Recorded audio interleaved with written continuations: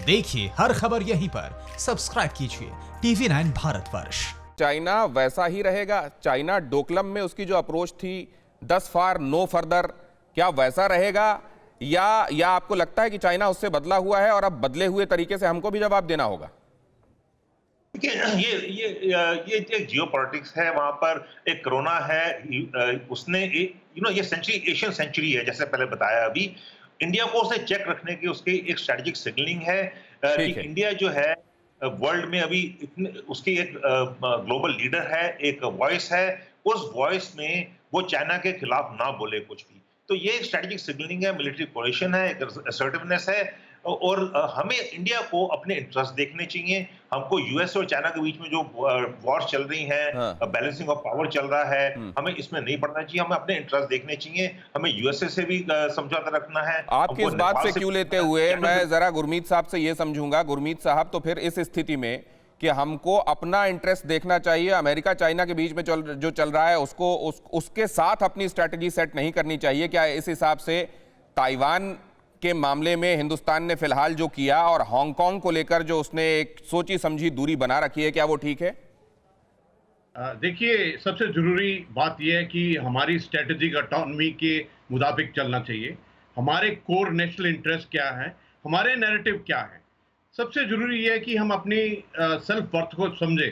जिस प्रकार आपने एग्जांपल दिया ताइवान का, ये बहुत इंटरेस्टिंग आपका पॉइंट है कि अभी आपने देखा होगा कि ताइवान के जब प्रेसिडेंट साहब की अभी सेकंड टर्म शुरू हुई है, उस वक्त में भारत के 2 एमपीज ने उस वीडियो कॉन्फ्रेंस पे उनसे मिलाप किया और उनके सेरेमनी के अंदर में शामिल थे। ये एक बहुत बड़ा सिग्नल है। इनफैक्ट अगर आप बहुत बारीकी से देखें कि भारत का जो अभी ट्रेंड है, भारत की जो स्थिति है, अगर विश्व डोकलम के बाद में नहीं समझा तो अभी समझने की जरूरत है कि भारत का जो एक रिजॉल्व, एक डिसीजन लेने का तरीका और एक जो नेशनल विल है वो अलग है। ये समझना बहुत जरूरी है। दूसरी, हर एक भारतीय को समझना चाहिए कि हमारी कैपेबिलिटी, कैपेसिटी और स्किल्स क्या है। अगर हम इन सब चीजों को देखते हैं तो हमारे लिए जरूरी है कि हम अलर्ट रहें, प्रिपेयर्ड रहें और किसी भी कॉन्टिजेंसी के लिए तैयार रहना चाहिए। हमको तैयार रहना पड़ेगा। आप मेहमानों ने यह भी बताया कि वो तो विस्तारवादी देश है, उसके एम्बिशंस बहुत ज्यादा बड़े हैं और उनके यहाँ खुद को डिसिप्लिन तरीके से अपनी पॉपुलेशन को वाकई डेमोग्राफिक डिविडेंड के तौर पर इस्तेमाल करते हुए आगे बढ़ते आता है। दुश्मन से भी सीखना चाहिए, कम से कम ये बातें हम सीख सकते हैं। अलका आचार्य हमारे साथ जुड़ रही हैं, चाइना मामलों के विशेषज्ञ हैं, प्रोफेसर हैं। इस मामले में उनकी बहुत बड़ी रिसर्च है और वो जो पर्सपेक्टिव दे सकती हैं वो निश्चित रूप से एनलाइटन करने वाला होगा। अलका जी, बहुत स्वागत है आपका।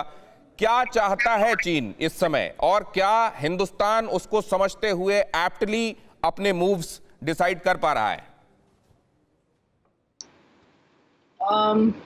या आपको मेरी आवाज आ रही है? बिल्कुल अच्छे से आ रही है मैम। अच्छा, तो ऐसा है कि अब क्या चाहता है चीन, अब इसके बारे में तो मैं ज्यादा स्पेकुलेट नहीं करना चाहूंगी जी।